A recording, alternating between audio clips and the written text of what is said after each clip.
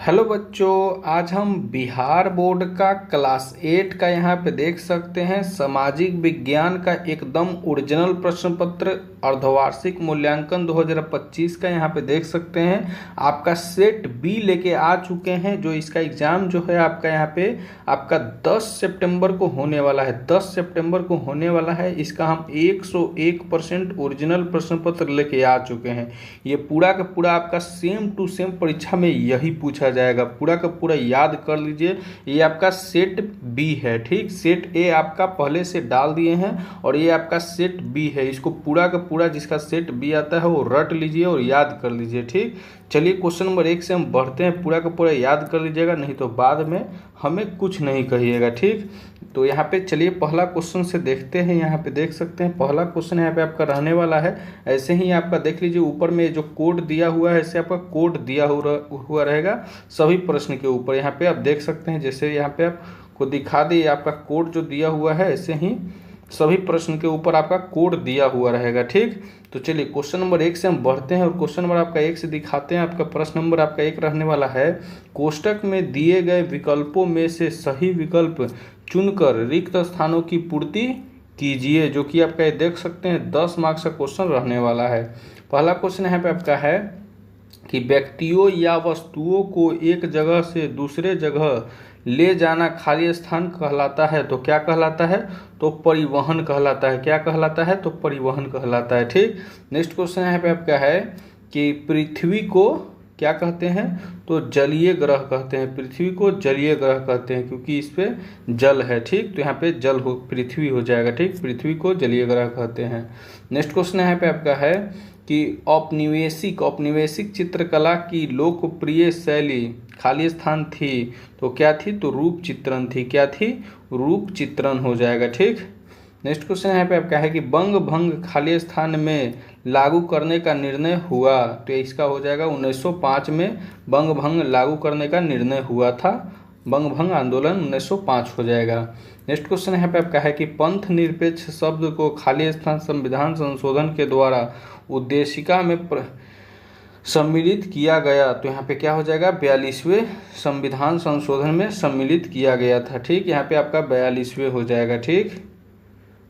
Next question की तरफ बढ़ते हैं। आपका क्वेश्चन नंबर 2। क्वेश्चन नंबर 2 आपके यहाँ पे है कि दिए गए कथन में सही के लिए सही तथा गलत के लिए गलत का चिन्ह लगाइए, ठीक। यहाँ पे आपका ये 10 मार्क्स का क्वेश्चन रहने वाला है। यहाँ पे आप देख सकते हैं पहला क्वेश्चन यहाँ पे आपका है कि बॉक्साइट लोहा का अयस्क है। तो आपका ये गलत हो जाएगा। बॉक्साइट एल्युमिनियम का अयस्क है और यहाँ पे लोहा का क्या हो जाएगा? हेमेटाइट होता है।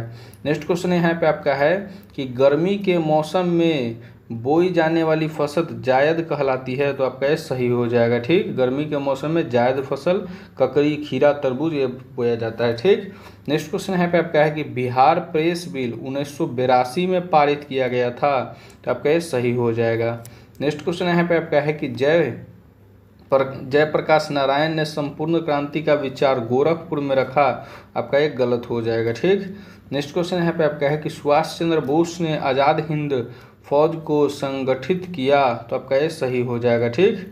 चलिए नेक्स्ट क्वेश्चन की तरफ बढ़ते हैं। आपका नेक्स्ट क्वेश्चन यहाँ पे आपका 3 नंबर क्वेश्चन यहाँ पे आपका है कि स्तंभ अ का मिलान स्तंभ ब से कीजिए। जो कि आपका 10 मार्क्स का क्वेश्चन रहने वाला है।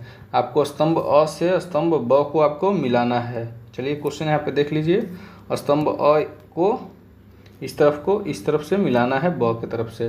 पहला क्वेश्चन यहाँ पे आपका है पोखरण 2 परमाणु परीक्षण। तो इसका हो जाएगा अटल बिहारी वाजपेयी के समय हुआ था, ठीक। नेक्स्ट क्वेश्चन यहाँ पे आपका है कि शाहजंगी का मकबरा कहाँ है? तो भागलपुर बिहार में है, ठीक। नेक्स्ट क्वेश्चन है कि पूर्व मध्य रेलवे का मुख्यालय तो हाजीपुर में है, ठीक। नेक्स्ट क्वेश्चन यहाँ पे आपका है तांबा का क्या हो जाएगा? यहाँ पे आपका हो जाएगा तो आपका खेतरी हो जाएगा, ठीक। नेक्स्ट आपका है निम्न सदन। जो आपको लोकसभा को निम्न सदन कहते हैं, ठीक। और राज्यसभा को उच्च सदन कहते हैं। तो निम्न सदन क्या हो जाएगा? लोकसभा हो जाएगा। चलिए नेक्स्ट क्वेश्चन की तरफ बढ़ते हैं। 4 नंबर क्वेश्चन आपका है कि लघुत्तरीय प्रश्न है, जो कि आपको 50 शब्दों में उत्तर देना है। ये आपका 10 मार्क्स का क्वेश्चन रहने वाला है। पहला क्वेश्चन यहाँ पे आपका है कि पंथ निरपेक्ष से आप क्या समझते हैं? लिखिए। अथवा खाद्य सुरक्षा के लाभों को लिखिए। तो यहाँ पे आपका 2 प्रश्न है जिसमें से केवल आपको एक ही प्रश्न का उत्तर देना है, ठीक, केवल एक प्रश्न को। तो हम यहाँ पे फर्स्ट वाला का उत्तर यहाँ पे देख लीजिए, लिखे हुए हैं, इसको आप नोट कर लीजिएगा। इसका उत्तर हो जाएगा कि पंथ निरपेक्षता का मतलब है कि राज्य किसी भी धर्म को विशेष रूप से बढ़ावा नहीं देता है, बल्कि सभी धर्मों को समान रूप से सम्मान दिया जाता है और सभी नागरिकों को अपने धर्म को मानने की स्वतंत्रता है, ठीक। पंथ निरपेक्ष का मतलब यही होता है। चलिए नेक्स्ट क्वेश्चन की तरफ देखते हैं। 4 का ख नंबर क्वेश्चन है कि टुंड्रा प्रदेश के वनस्पतियों एवं जीव जंतुओं के बारे में आप क्या जानते हैं, लिखिए। अथवा मुक्त व्यापार की नीति से आप क्या समझते हैं, लिखिए। तो ये देख लीजिए, आपका 5 मार्क्स का क्वेश्चन ये रहने वाला है। तो आपको हम बता दें कि ये यहाँ पे भी 2 प्रश्न है जिसमें से केवल आपको एक ही प्रश्न का उत्तर देना है, ठीक। तो यहाँ पे भी हम यहाँ पे अथवा वाला यहाँ पे देख लीजिए, मुक्त व्यापार की नीति से आप क्या समझते हैं, इसका उत्तर यहाँ पे लिखे हुए हैं।